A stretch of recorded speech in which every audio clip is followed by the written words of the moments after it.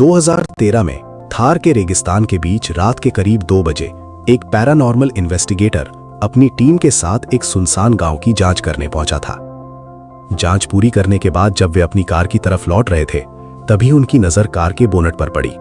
वहां धूल के ऊपर किसी छोटे बच्चे के हाथ के निशान बने हुए थे। हाथ के निशान बिल्कुल साफ थे। आकार देखकर ऐसा लग रहा था जैसे किसी 4 या 5 साल के बच्चे ने धूल पर अपना हाथ रखा हो। लेकिन हैरानी की बात यह थी कि कुछ मिनट पहले वहां ऐसे कोई निशान नहीं थे, और उससे भी बड़ी बात, उस पूरे गांव में कोई बच्चा तो दूर, कोई इंसान ही मौजूद नहीं था। कहा जाता है कि इस गांव में करीब 200 साल से कोई इंसान नहीं रहता। टीम ने आसपास देखना शुरू किया। इसके बाद उन्हें एक के बाद एक अजीब निशान दिखाई देने लगे। जब उन्होंने एक पत्रकार को इसकी जानकारी दी, तो कथित तौर पर उन्हीं निशानों जैसे निशान उनके वाहनों पर भी दिखाई देने लगे। लेकिन ये किसी हॉरर फिल्म की कहानी नहीं है। राजस्थान के थार रेगिस्तान में जैसलमेर से लगभग 17 किलोमीटर दूर स्थित है कुलधरा गांव। इसे भारत के सबसे रहस्यमयी और कथित रूप से डरावने गांव में गिना जाता है। इस गांव में कभी 400 से ज्यादा घर हुआ करते थे। यहाँ बाकायदा गलियां थीं, मंदिर थे, कुएं थे, दीवारें थीं और घरों के दरवाजे भी थे। सब कुछ था, बस इंसान नहीं थे। कई स्थानीय कहानियों में दावा किया जाता है कि रात के समय यहाँ महिलाओं के चीखने की आवाजें सुनाई देती हैं। कुछ लोगों ने अजीब परछाइयां देखने की बात भी कही है। कुछ पर्यटकों का दावा है कि उन्हें यहाँ खाना पकने जैसी खुशबू तक महसूस हुई। आज भी पर्यटक दिन के समय इस गांव के खंडहर देखने आते हैं, लेकिन शाम होने से पहले ज्यादातर लोग वापस लौट जाते हैं। कुलधरा की सबसे प्रसिद्ध कहानी करीब 200 साल पुरानी बताई जाती है। कहा जाता है कि कभी ये एक समृद्ध गांव था, फिर अचानक एक रात यहाँ रहने वाले लोग अपना गांव छोड़कर चले गए। ना कोई बड़ा युद्ध हुआ, ना किसी बड़ी लड़ाई का स्पष्ट प्रमाण मिला। बस एक रात हजारों लोगों ने अपना घर छोड़ दिया। ऐसा लगा जैसे रातों रात किसी ने पूरा गांव खाली कर दिया हो। लेकिन कुलधरा की इस रहस्यमयी कहानी को समझने के लिए हमें एक ऐसे व्यक्ति के बारे में जानना होगा जिसका नाम कभी जैसलमेर में खौफ का कारण माना जाता था। उस व्यक्ति का नाम था सलीम सिंह। ये कहानी 18वीं और 19वीं सदी के बीच के समय की है।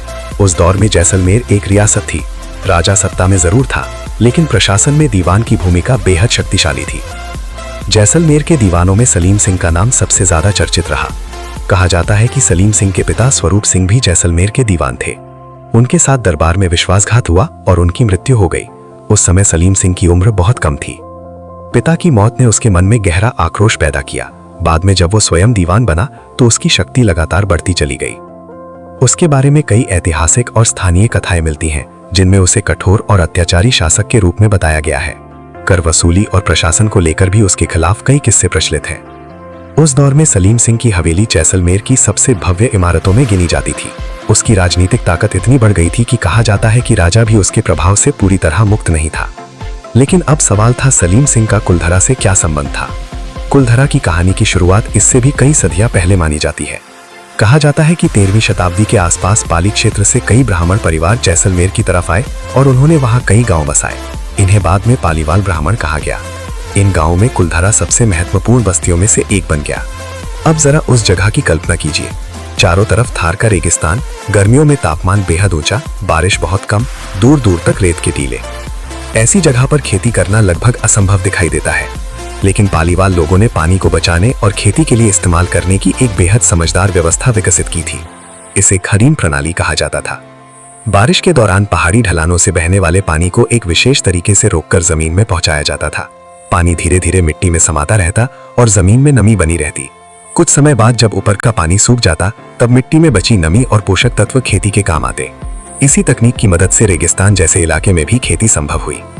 कहा जाता है कि कुलधरा और आसपास के गांवों में लोग अच्छी खेती करते थे। इसके अलावा पालीवाल ब्राह्मण व्यापार और बैंकिंग में भी कुशल माने जाते थे। कुलधरा जैसलमेर और सिंध के बीच पुराने व्यापारिक मार्ग के पास स्थित था, इसलिए व्यापारियों का यहाँ आना जाना रहता था। धीरे धीरे ये जगह इतनी समृद्ध हो गई कि कुलधरा को आसपास के सबसे संपन्न गांवों में गिना जाने लगा। अब सवाल और बड़ा हो जाता है, अगर यहाँ खेती थी, व्यापार था, पानी की व्यवस्था थी और एक मजबूत समुदाय था, तो आखिर ऐसा क्या हुआ कि ये पूरा गांव वीरान हो गया? कुलधरा की सबसे प्रसिद्ध लोक कथा के अनुसार सलीम सिंह की नजर गांव के मुखिया की बेटी पर पड़ी। कहा जाता है कि वो उससे विवाह करना चाहता था। जब गांव वालों ने उसकी बात मानने से इनकार किया, तो कथित तौर पर उन्हें धमकी दी गई कि अगर लड़की को उसके हवाले नहीं किया गया तो इसके गंभीर परिणाम होंगे।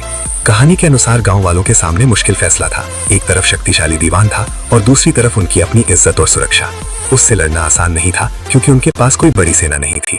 तभी पाली वालों ने एक ऐसा फैसला लिया जिसकी किसी ने कल्पना नहीं की थी। उन्होंने गांव छोड़ने का निर्णय कर लिया। लोक कथा के अनुसार 1825 के आसपास एक रात कुलधरा सहित आसपास के कई पालीवाल गांवों के लोग अचानक अपने घर छोड़कर निकल गए।